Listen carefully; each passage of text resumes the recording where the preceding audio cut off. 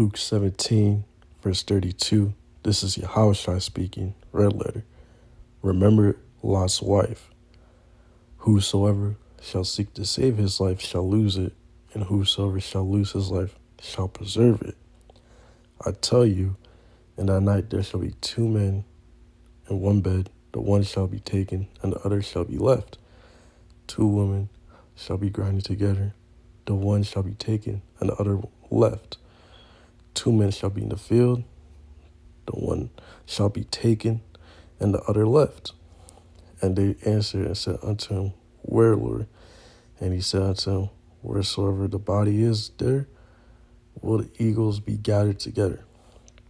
First, I want to say, Call Allah, all glory, honor, and praises due to Yahweh, Bahashem, Yahushai, Bahashem, Kakadash. I want to give double honors to my elders and apostles of Great Millstone who teach and rule well. And I want to say peace and citations to the hopeful elect. Now, we gotta remember, as a hopeful elect, us in this truth and to know, to especially in the times we're coming into, to not remember Lot's wife and not to be like Lot's wife. Because what happens to Lot's wife was she looked back at Sodom and Gomorrah when it was being destroyed, and she turned into a pillar of salt. As it says in verse 33, what Yahweh said, Whosoever shall seek to save his life shall lose it, and whosoever shall lose his life shall preserve it. So when all hell is breaking loose, and Jacob's show starts, us in the truth, the hopeful elect, we are not looking to keep our life. We're embracing the loss. We're embracing everything crumbling because we want Babylon the Great, aka America, to be destroyed because it's wicked. And we want the whole world to get judged by Yahweh because it's wicked. And we know through that we're gonna lose everything. We're gonna lose the ways of this world.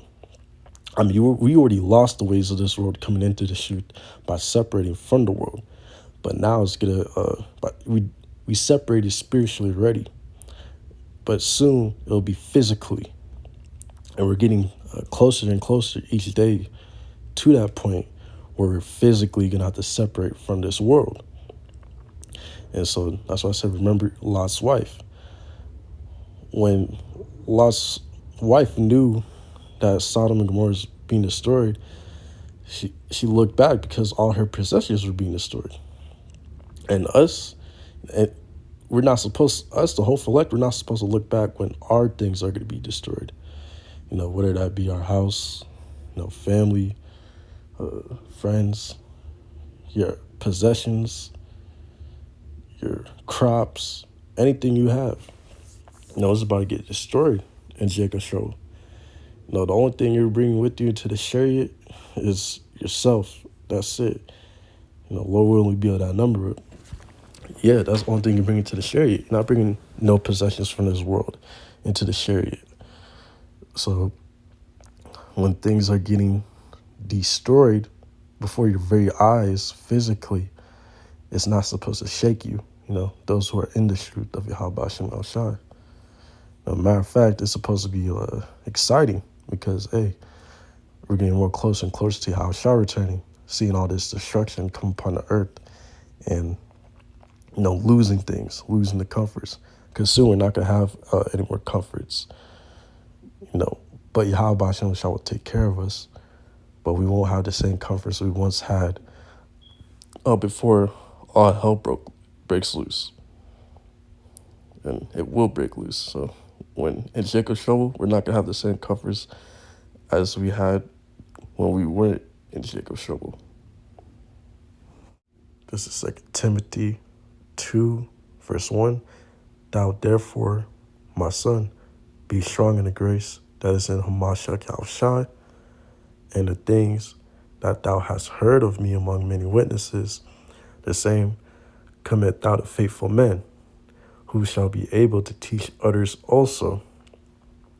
Thou therefore endure hardness as a good soldier of Yahushua Mashiach.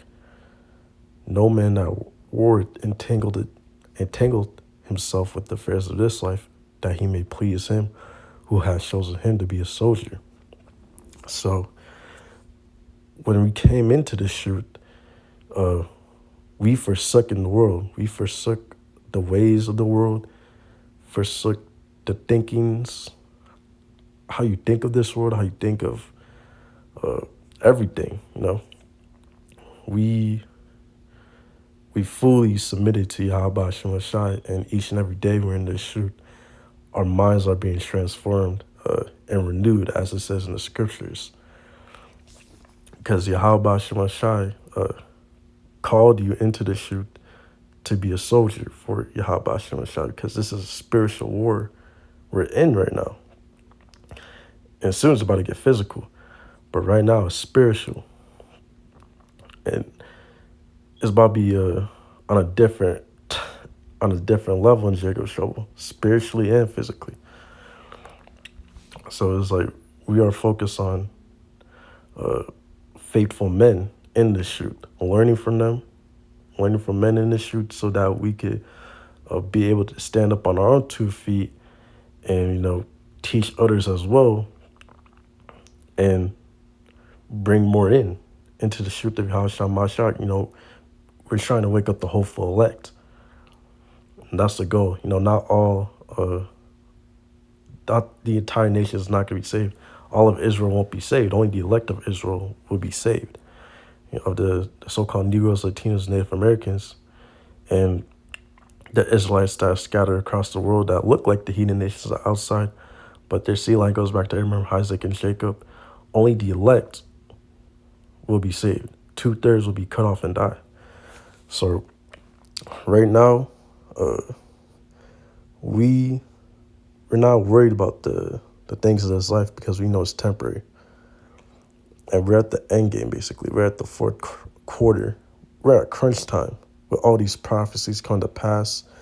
The MOTB is being, they're predictive programming it each and every day now.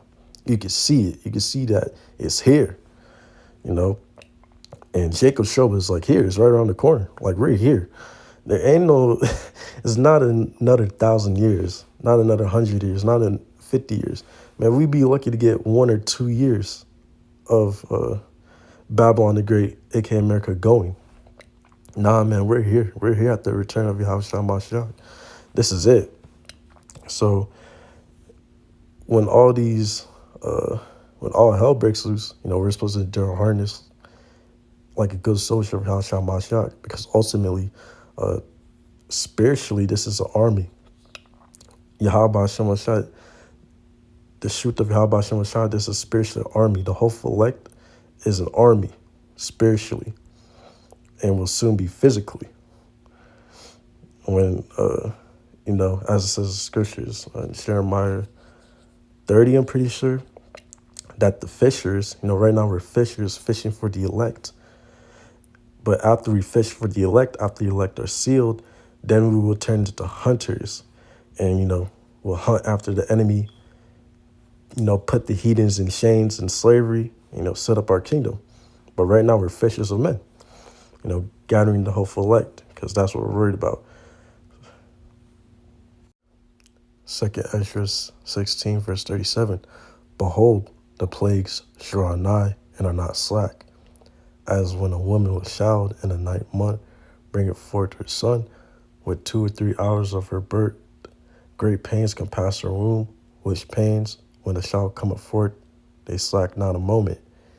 Even so shall not the plagues be slack to come upon the earth, and the world shall mourn, and sorrows shall come upon it every side. Verse 40, O my people, hear my word, make you ready to thy battle, and in those evils be even as pilgrims upon the earth. Yeah, the hopeful elect, we're going to be as pilgrims upon the earth. We're prepared to lose everything right now. If that's what it comes down to, it is what it is. We got to lose. I got to be ready to be on the move, like literally. For Yahweh Shai's entire life, he was on the move always. He was a nomad, on the move, preaching the word as well. Yahweh Shai, Mashiach had people that wanted to kill him when he was on the scene on earth. You know what I'm saying? Preaching the word of Yahweh, preaching preaching the word of the true doctrine of Yahweh. And that's we're gonna have to follow in the footsteps of Yahweh Shai as well, because remember, the servant isn't greater than the master. So we're gonna be as nomads on the earth when these evil times come upon it. When Jacob's trouble comes, and we're gonna have to, flee and flee away from the enemy, martial law, you know, hide out from place to places, and all that. So we're gonna have to be ready to lose everything, our comforts, the lifestyle we knew, everything. We're gonna be in a completely different lifestyle during Jacob's trouble.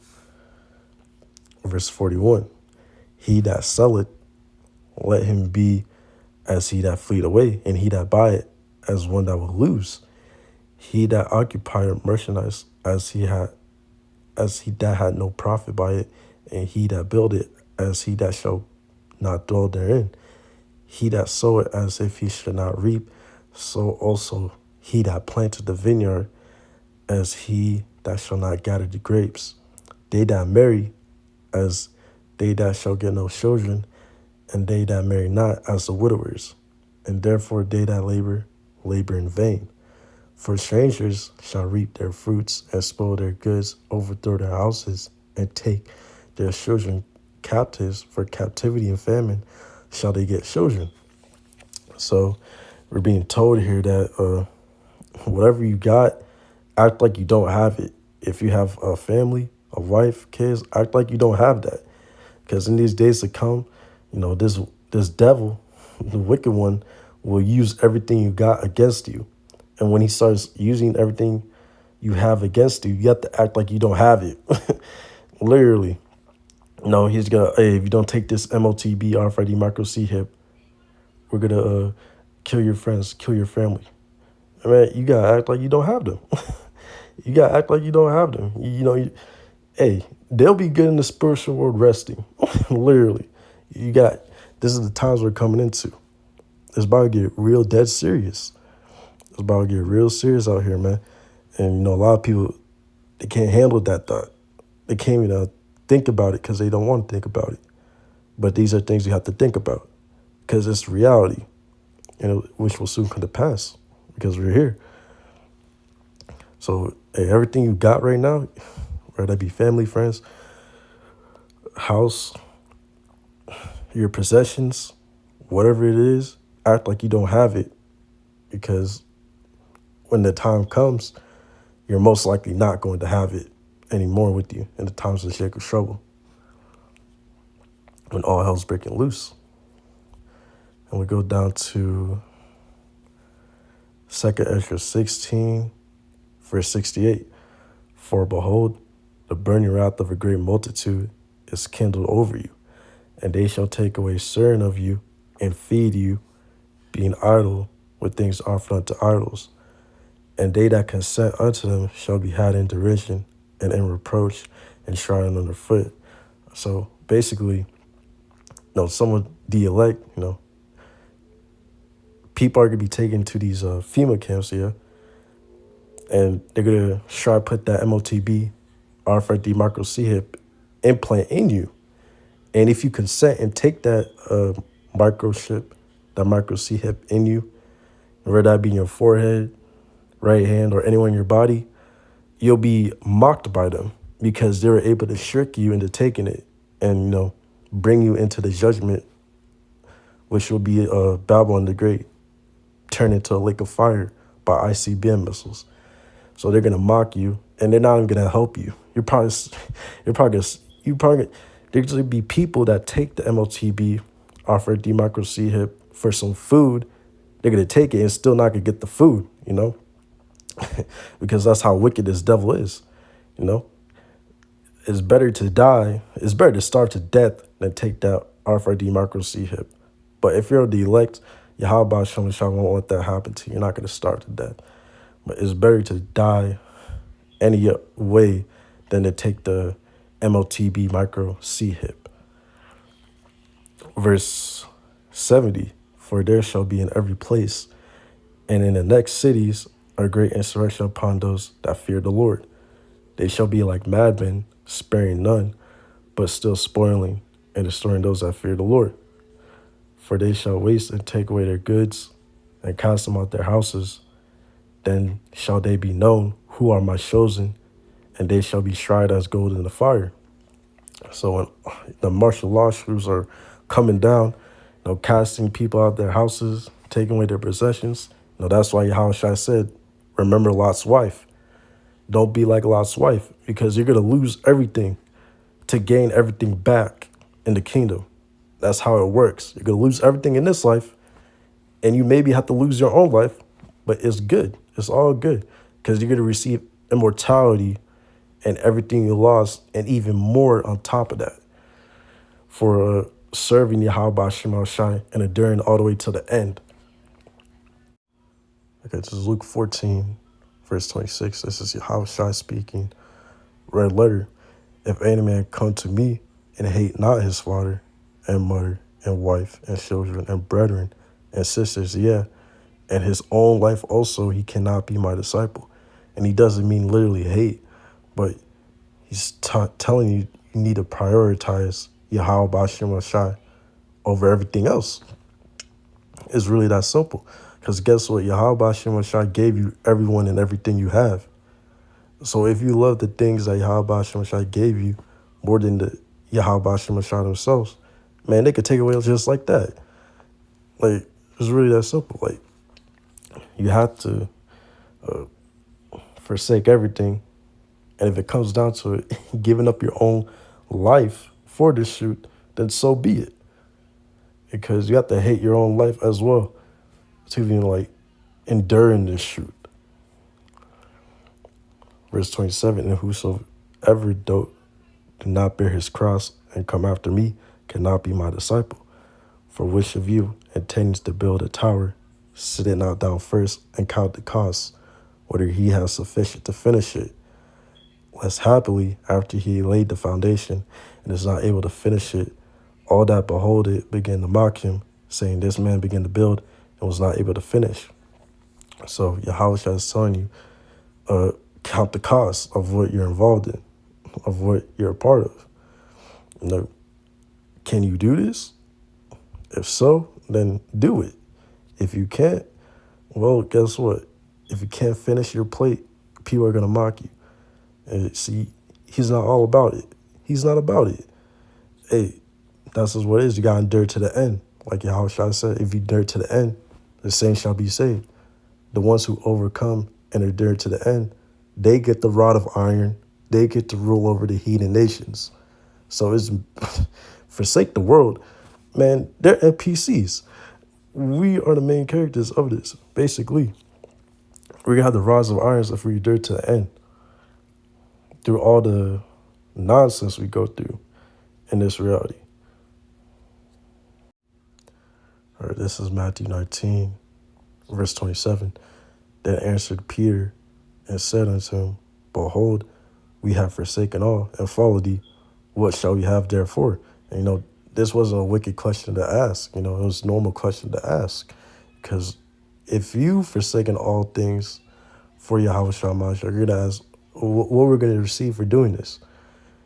And in verse 28, Yahweh replies, verse 28, and Yahweh said unto them, verily I say unto you, that ye which have followed me in the regeneration. And what's regeneration? Reincarnation. So those of us who followed the Messiah in our past lives will follow the Messiah in this life as well.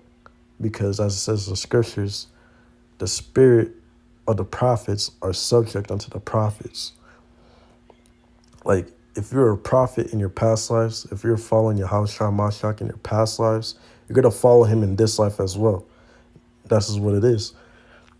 Because it's the same spirit, just a different flesh. Okay, starting at verse 28 again. And Yahweh said unto them, verily I say unto you, that ye which have followed me in the regeneration, when the Son of Man shall sit in the throne of his glory, ye also shall sit upon 12 thrones, judging the 12 tribes of Israel.